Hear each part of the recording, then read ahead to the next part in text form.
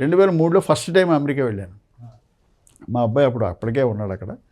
వెళితే అక్కడ నా క్లాస్మేటు గణపతిని చిన్నప్పుడు యూనివర్సిటీలో క్లాస్మేటు, వాడు మేనల్డు కుర్తాళం పీఠాధిపతి ఆయన దగ్గర మంత్రం తీసుకుని ఆయన శిష్యుడు ఆయన అని చెప్పాడు. చాలా ఆయన అమ్మవారంటే చాలా ఏదో కొంత సంపాదించాడు కూడా. అతన్ని ఏదో సమస్య వస్తే అడుగుదామని వెళ్ళాను అనమాట. వెళ్ళిన తర్వాత మాట్లాడి వచ్చేస్తుంటే ఆ సోఫాలో దేవీ సప్తశతి అని పుస్తకం ఉందన్నమాట. ఇలా చూశాను. చదువుతారా? చదవండి, 6 నెలల్లో మీరు రోజు విడవకుండా చదివితే అమ్మవారు ప్రత్యక్షం అవుతుందన్నాడు. ఎవరండి? ఆ కుర్రాడు, వాడు మధుబాబు, దేవి ఉపాసన ఉన్నవాడు. అప్పుడు ఉద్దేశం ఏం లేదు, పట్టుకొచ్చా ఇంటికి. పట్టుకొచ్చిన అక్కడ ఖాళీ అనేది మనకి మొన్నటి పొద్దున స్టార్ట్ చేశా. మనకి సంస్కృతం అక్షమొక్క రాదు, అంతే తెలుగులో ఉంది అది. అయినా సంస్కృతం అయినా కాదు నడవ 4 గంటలు పట్టింది చదివేడికి. సరే చదువుదామని అలా 4 రోజులు 5 రోజులు 60 నెల ఇంకా ఆపడానికి, అయ్యో ఇంత కష్టపడి ఇంకా ఆపడానికి తీసుకెళ్తా ఉంది ముందుకి. ఆ తర్వాత ఏదో ఇండియా వచ్చింది, మళ్ళీ 1-2 నెలలు అయింది ఇండియా వచ్చిందే. విశాఖపట్నం వెళ్ళాం. విశాఖపట్నం మా అబ్బాయి కూడా ఉన్నాం. అప్పుడు ఆ పుస్తకం పట్టుకెళ్ళి మర్చిపోయాను. అరే బ్రేక్ వస్తుంది అనుకున్నా. వెంటనే లోపల ఫ్లాష్, రామకృష్ణ అవడం పుస్తకాల స్టాల్ ఉంటుంది కదా రైల్వే స్టేషన్లో, అక్కడ దొరుకుతుందేమో అంటే లోపల నుంచి స్టేషన్ దగ్గరే రూమ్ మేము తీసుకున్నాం. వెంటనే స్టేషన్లో పెడితే రామకృష్ణ స్టాల్లో పుస్తకం కంప్లీట్ చేశా. అలాగే 6 నెలలు దేవి సప్తశతి చదివిన తర్వాత 9 రోజులు, రోజుకు 9 మాటలు, 9 రోజులు లలిత. ఇదిగో అలా అనిపించింది, అయిపోయింది. వాడు ఎవడో ప్రత్యక్షం అవుతుంది. సరే అంటే అలానే ఆశించలేదు, చేద్దాం సరేనా కదా, అది ఉంది కదా, అది ఇది జరిగిందండి. అయితే ఈ సాధనకి ప్రోగ్రెస్కి ముందు ఇంకొక ఇంపార్టెంట్ విషయం జరిగింది. అది చాలా నా జీవితంలో జరిగిన దానికి, అంటే జీవితాన్ని ఆనందమయం చేయడానికి ఉపయోగపడినటువంటి కుమార్ శంకర్ అని ఇతను సెర్చ్ ఇన్ వేదిక్ ఇండియాలో ఒక ఇంట్రడక్షన్ రాశాడు. అతను తమిళియన్, చార్టర్డ్ అకౌంటెంట్. ఆ హిందూ టెంపుల్లో నుంచి మాట్లాడుకుంటే రమణ మహర్షి ఫిలాసఫీ అంటే అంతా పరమాత్మ పైనటువంటి హయ్యర్ పవర్ కంట్రోల్లో జరుగుతాయని అని అనుకోగానే ఆయన మీరు రమణ మహర్షి భక్తులా అన్నాడు. అదేంటండి మన అందరం నాకు ఇంట్రెస్ట్ ఉందండి అని మనం రోజు కలిసి సత్సంగం చేద్దాం, విచారణ చేద్దాం, ఎవ్రీ సండే మీ ఇంటికి వస్తానన్నాడు. రండి అన్నాడు. రోజు 10ంటికి వచ్చేవాడు, 9 గంటలకు వచ్చేవాడు. 10:30 గంటన్నర సత్సంగం, ఏం లేదు, కూర్చోవడం, అగరత్తులు వెలిగించుకోవడం, విచారణ, ఇలా చేస్తుండేవాడు. ఒక అతను ఆఫ్రికన్ కూడా వచ్చేవాడు, అతని క్లయింట్. ఇది చేస్తుంటే ఎప్పుడో మాట అయిపోయిన తర్వాత కాఫీ తాగుతూ, జ్ఞాని ఎవరైనా అంటే మనం భగవాన్ రమణ మహర్షి టైంలో మనం లేవు, ఆత్మజ్ఞానాన్ని పొందిన వాళ్ళు ఎవరైనా ఉంటే మనం కలిస్తే బాగుండు. మనం అప్పుడు లేం కదా, ఉంటే ఎలా ఉండేదో, ఇప్పుడు అలాంటి వాళ్ళు ఎవరు లేరా, మనం కలవలేమా అని ఒక మాట డిస్కషన్. ఈ అయిపోయిన తర్వాత నేను ఇండియా వస్తూ బొంబాయిలో ఆగా. బొంబాయిలో మా బావమరిది ఉండేవాడు. ఇతను మెయిల్ పెట్టాడు, కుమార్ శంకర్, మనం అనుకున్నాం కదా మీరు జ్ఞాని బొంబాయిలో ఉన్నాడు, రమేష్ బల్సేకర్ నిసర్గదత్ మహారాజు డైరెక్ట్ డిసైపుల్, మీరు ఆయన కలవండి అన్నాడు. అనగానే వెంటనే నేను కొనుక్కుని ఫోన్ చేసి ఆయన ఇంటికి ఫోన్ చేశాను. ఆయన ఫోన్ చేస్తే ఎవరో ఎత్తారు, ఆవిడ బల్సేకర్ జర్మనీ తీసుకెళ్ళారండి, ఎవరో జర్మనీ వెళ్ళారు అన్నాడు. అరే అనుకున్నా. కానీ మళ్ళీ రిటర్న్ వచ్చేటప్పుడు కూడా మళ్ళీ బొంబాయిలో ఎక్కాల ఫ్లైటు. సో బొంబాయిలో వచ్చినప్పుడు దొరికాను. ఇగో 20 మంది ఉంటారండి, నేనే ఇండియన్ని, నేను ఒక్కడే ఇండియన్ని, అందరూ ఫారినర్సే. వాళ్ళందరూ ఆయన కలవడం కోసం వచ్చి హోటల్స్లో దిగి ఆయనకు వచ్చి సత్సంగంలో అటెండ్ అయ్యి వెళ్ళిపోతుంటారు అనమాట. కేవలం ఆత్మజ్ఞానం గురించి తెలుసుకోవడం కోసం. అసలు అది ఏమిటి ఫిలాసఫీ, నిసర్గదత్ మహారాజు అంటే అప్పటికే ఐఆమ్ దట్ అని నిసర్గదత్తది ఫేమస్ అయిపోయింది అది. సో ఆవేళ నన్ను హాట్ సీట్ అనేవారు, ఎందుకంటే ఆయన కూర్చుంటే ప్రశ్నలు వేసేవాడు, టక్క వేస్తాడు చెప్పాడు. ముందు ఎవరో ప్రశ్న వేస్తే చెప్పాడు. నాకు ఆశ్చర్యం వేసింది. అప్పుడు ఏమిటంటే నేను చిన్నప్పటి నుంచి నాకు జరిగినటువంటి ఒక ఆలంబన ఉంది కదా, మనుషుల్లో ఎవరూ లేరు. ఆయన ఒక స్టేట్మెంట్ చెప్పాడు, events happen, deeds are done, but there is no individual doer. ఇంతే. బుద్ధ అంటాడు, గౌతమ్ బుద్ధ అన్నాడు, Buddha, it is a statement Buddha. అంటే బుద్ధిజంలో జ్ఞానులందరినీ బుద్ధ అంటారు. It is a statement by a Buddha. Events happen, deeds are done, but there is no individual doer. So ఏమిటి దాని philosophy ఏంటంటే, ఒక కాన్సెప్ట్ అనుకో, ఇది first let us go into the details later, but I'm giving a concept అంటే ఒక proposal. ఆ లెక్కని భగవంతుడు కూడా కాన్సెప్టే. ఎవడు చూశాడు? నువ్వు నమ్ముతున్నావు, ఏం చేస్తున్నావు, ఇట్స్ ఎ కాన్సెప్ట్. సో ఇలా ఈ కాన్సెప్ట్ ఏంటంటే, everything happens according to the will of a higher power. మొత్తం ఏది జరిగినా ఆ అనంత చైతన్యం యొక్క శక్తి యొక్క దాని వల్ల జరుగుతుంది. ఫస్ట్ ఇది నమ్ము. ఇది నమ్మితే ఏమవుతుందంటే, అందరం పనులు చేస్తాం, ఒక ఫలితం ఆశించి చేస్తాం. ఇది ఆయనది గీతలోదే, వేరేలే చెప్పాడు. మనం ఏ పని చేసినా ఒక ఫలితం ఆశించి చేస్తాం. ఫలితం అన్ని మాటలు నువ్వు అనుకున్నట్టు వస్తుందా? లేదే. నువ్వు ఎన్ని మొక్కు, ఎన్ని పుణ్యక్షేత్రాలకు వెళ్ళు, ఎక్కడికి వెళ్ళు, ఎవడైనా నాకు ఒక్కడైనా చూపించు, ఎవడైనా వాడు అనుకున్నది అన్ని మాటలు జరిగిందని ఎవడే జరగట్లేదు. ఎందుకు అవ్వట్లేదు? నీవు చేసావు, కానీ అంటే అర్థం ఏమిటంటే, దాన్ని ఎవరో అదృశ్య శక్తి కంట్రోల్ చేస్తుంది. ఆ అదృశ్య శక్తి ఏదో శక్తిను, లేకపోతే దేవుడను, భగవంతుడను నీ చేతిలో లేదు. ఇది ఫ్యాక్టే కదా. ఇది నువ్వు బిలీవ్ చేసావు. అయితే ఇది నమ్మావు అనుకో. ఇప్పుడు నిన్నే అనుకున్నావు, బ్యాక్ పాకెట్లో పర్సు పెట్టుకుని బస్సు ఎక్కావు. బస్సు దిగ్గానే చూసావు, అందులో 10,000 ఉంది, చూడగానే పర్సు పోయింది. మామూలుగా అయితే ఏం చేస్తావు? ఈ కాన్సెప్ట్ లేదు ముందు. అయ్యో, నాలుగు బస్సు దిక్కాను, బ్యాక్ పాకెట్లో ఎందుకు పెట్టాను, అసలు ఆటోలో వెళ్తే వెళ్ళదు కదా, ఎంత పిచ్చే, ఎక్కిన తర్వాత చూసుకోవద్దా? నిన్ను నువ్వు నిందించుకుని నిస్పృహ గుర్తొచ్చినప్పుడల్లా బాధపడుతున్నావు. ఓకే, అలా కాదు. నీ వంట పట్టింది అనుకో, ఏది అంతా పరమాత్మ వల్ల జరుగుతోంది అన్న కాన్సెప్ట్ వంట పట్టింది అనుకో, వెంటనే ఓకే, జరగవలసింది జరిగింది, అది దానివల్ల జరిగిపోయింది, అయిపోయింది. వెంటనే ఇప్పుడు ఏం చేయాలి? నేను నా కార్డులే ఉన్నాయి, కార్డులు వెంటనే బ్లాక్ చేయాలి, పోలీస్ కంప్లైంట్ ఇవ్వాలి, ఏం చేయాలో అది ఆలోచిస్తాను. అంటే అర్థం ఏంటంటే, ఏ దుర్ఘటన జరిగినా నీకు అది గుర్తొచ్చినప్పుడల్లా బాధిస్తుంది. ఒక తల్లికి ఒక బిడ్డ పోయింది అనుకోండి, ఎంత కష్టం అది. కానీ మత్తిచ్చి పడుకుంటే ఏముంది, మళ్ళీ మెలికొస్తే గుర్తొచ్చినప్పుడల్లా బాధపడుతుంది. కానీ ఆ కొన్నేళ్ళు అయిన తర్వాత ఆవిడకి నవ్వుతూ చెబుతుంది అదే విషయం. అంటే అర్థం ఏంటనమాట, కాలం వల్ల కొంత తగ్గిపోతుంది అది. సో నీకు ఏ సంఘటన యొక్క దుష్ఫలితమైనా నువ్వు అది గుర్తొచ్చినప్పుడల్లా కొన్నాళ్ళు బాధపడుతుంది. అయితే నువ్వు చేయగలిగింది ఏమిటంటే, ఈ కాన్సెప్ట్ వల్ల నువ్వు మిగతా వాళ్ళు అందరికంటే వెంటనే బయటపడిపోతావు. ఎప్పుడైతే నువ్వు యాక్సెప్ట్ చేసావో, చేయడం వల్ల అయిపోయింది అనగానే ఇంకా నీకు అది గుర్తు రాదు ఎక్కువ. ఒక మాట వచ్చినా ఇంకా దాని పెయిన్ ఉండదు, నువ్వు ముందుకు వెళ్ళిపోతావు. నువ్వు జీవితంలో ఇది అప్లై చేసి చూడు, ఎంత ఆనందం ఉంటుందో. అంటే జీవితం అంటే ఏమిటి? ఆనందంగా గడపడం కదా. ఇది నేను జీవితంలో అసలు ఇంకా నిజమేది, అది చాలా వంటపడి, అది చెప్పగానే మన ఇదివరకే ఉండదు కదా. ఓకే, ఒక పని చేసావు, దుష్ఫలితం వచ్చింది. ఇలా ఒక్కొక్కప్పుడు నువ్వు అనుకోని కంటే ఎక్కువ వచ్చింది, చాలా పెద్ద అవకాశాలు వచ్చాయి, మంచి లాభాలు జరిగాయి. అది అక్కడ కూడా ఈ కాన్సెప్ట్ గుర్తుపెట్టుకో. ఏమిటది?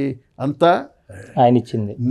నేను చేశాను అనుకో, గర్వం పెరగానే నీకు అహంకారం పెరుగుతుంది. అది వినాశనానికి అప్పుడు డెఫినెట్గా దారితీస్తుంది. ఎవరు లైక్ చేయడం, ఏమంటే అహంకారంగా మాట్లాడేవాడిని మనం ఎవరో లైక్ చేయము, సహజం అది. సో నీకు అది ఫెయిల్ అయినప్పుడు ఎలా తట్టుకున్నావు అంటే, అసలు ఉండదని ఉంటుంది కానీ వెంటనే పెట్టుబడిపోతావు. సో సక్సెస్ అయినా అదే రైట్. నీకు అప్లై టు థర్డ్ పార్టీ. వాడి మంచి చాలా కాస్ట్లీ ఫ్లాస్క్ అక్కడికి బీరోలో పట్టరారా అన్నావు, వాడు పట్టుకొస్తున్నాడు, చాలా కాస్ట్లీ, నీకు చాలా ఇష్టం, అది 70,000 బయలు వచ్చాడు. మామూలుగా ఏం చేస్తావు? ఎలా తిడతావు, అన్ని బూతులు తిడతావు, కొట్టడానికి చేస్తావు, ఏదైనా చేస్తావు.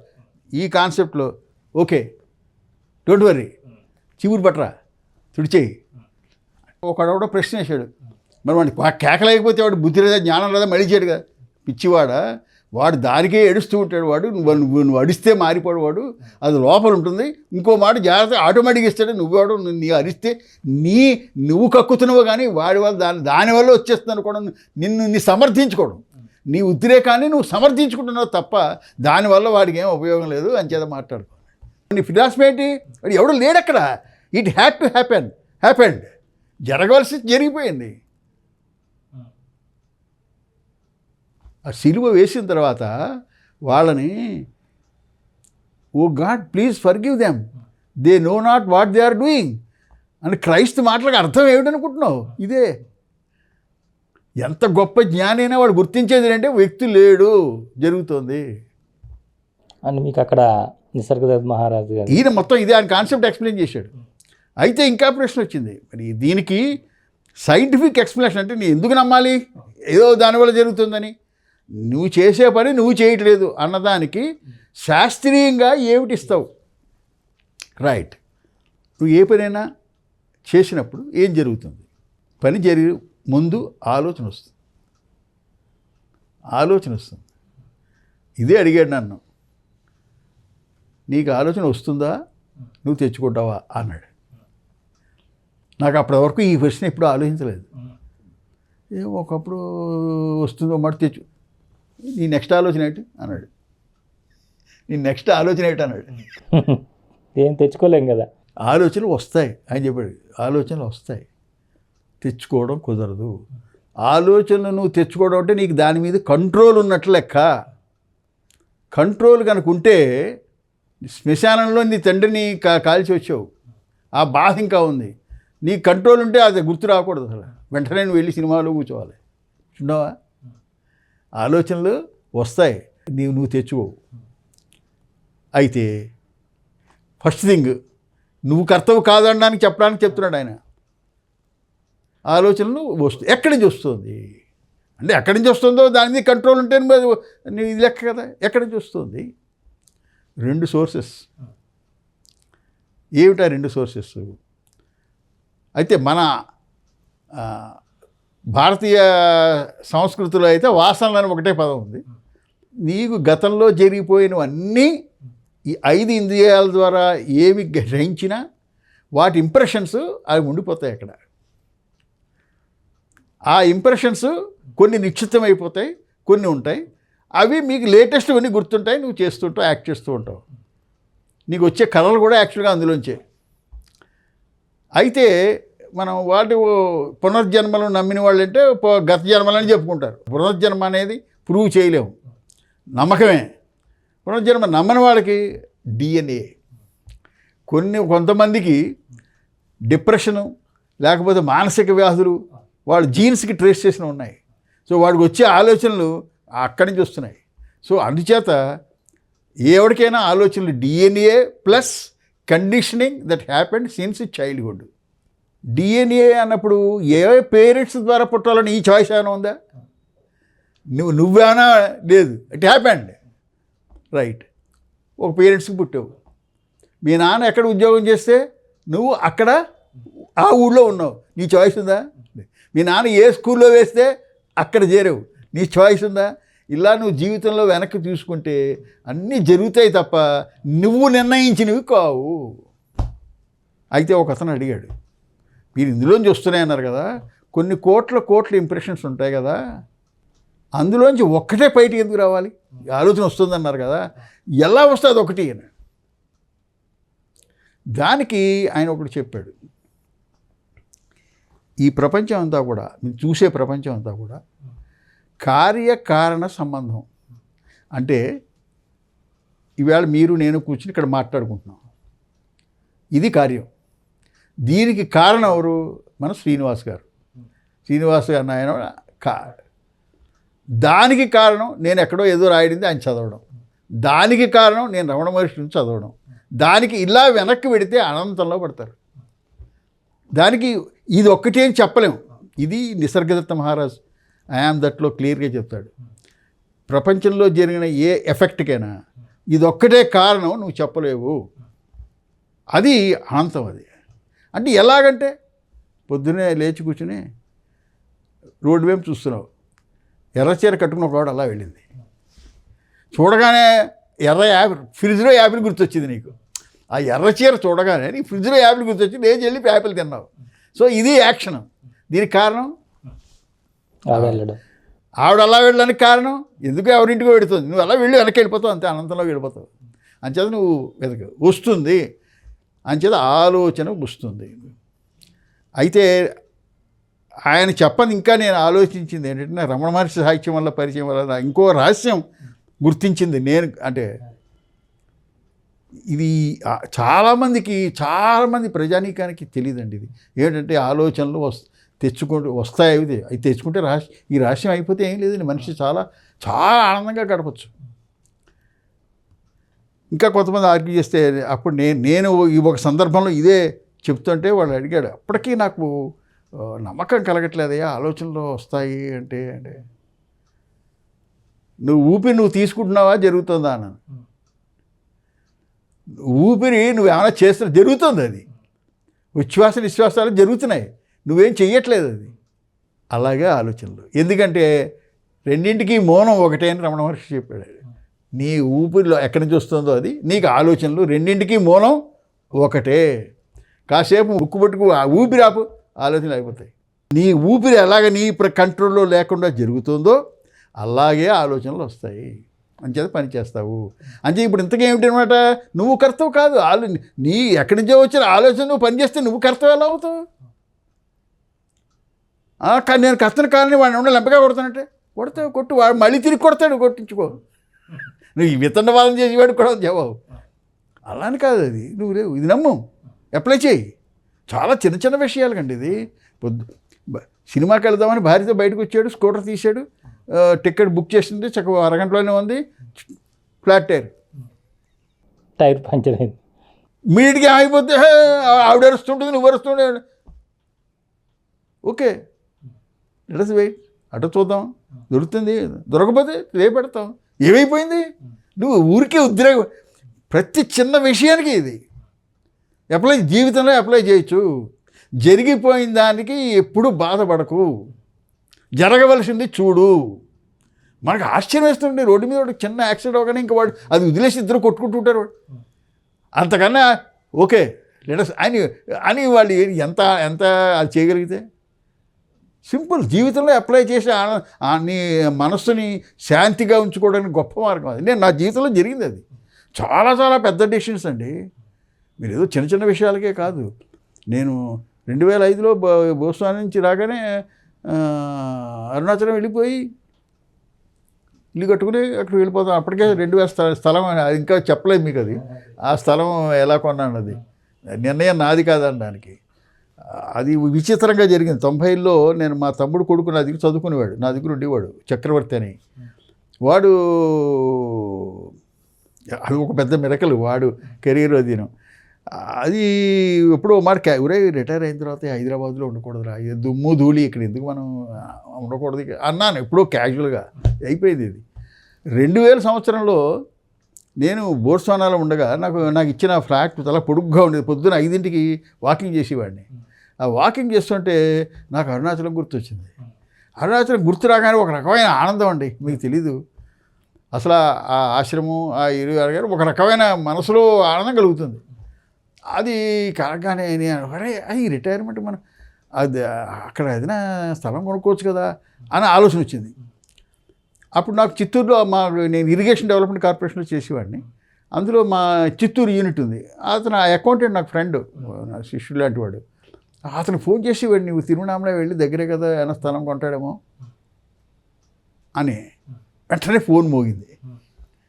ఫోను బోస్వామి నుంచి మేము ఇండియా చేయడం తప్ప ఇండియా నుంచి చేయడం లేదు. కాస్ట్ ఇప్పుడు ఎవడు చేస్తాడు రానికి చేస్తే మా చక్రవర్తి పెద్దనాన్నగారు, మీరు ఎప్పుడెప్పుడు ఇది స్థలం హైదరాబాద్లో ఉండకూడదన్నారు కదా, ఉండడానికి తిరువణామలై వెళ్ళి స్థలం కొనేనా అన్నాడు. నేను స్టన్ అయిపోయాను. అసలు ఈ ఆలోచన రావడం ఏమిటి? వాడు ఆ టైంలో వాడు ఫోన్ చేయడు, నువ్వు వెంటనే వెళ్ళి కొనే అన్నాను. వాడు వెంటనే వెళ్ళిపోయి వాడు ఫైనాన్సెస్ చూసేవాడు. ఆశ్రమం వాళ్ళ సహాయంతో జిన్నూరు నాన్నగారి ఆశ్రమం పక్క స్థలమే.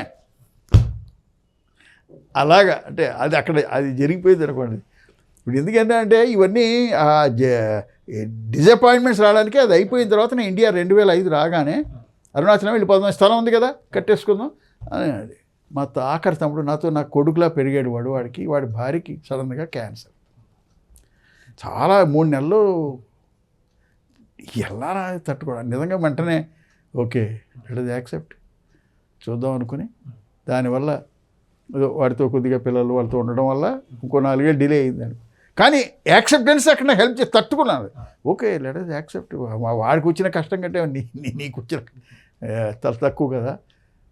డిసప్పాయింట్మెంట్స్ని ఫేస్ చేయడం వాళ్ళకి ఇది ఒక్కటే principle, it is decided by higher power, accept it. ఎంత కష్టమైనా సరే, కానీ ఒకటి మర్చిపోకూడదండి, అసలు దుఃఖం ఉండకూడదని కాదు, అసలు దుఃఖం ఉండదని పొరపాటు ఉంటుంది, కానీ వెంటనే బయటపడతావు.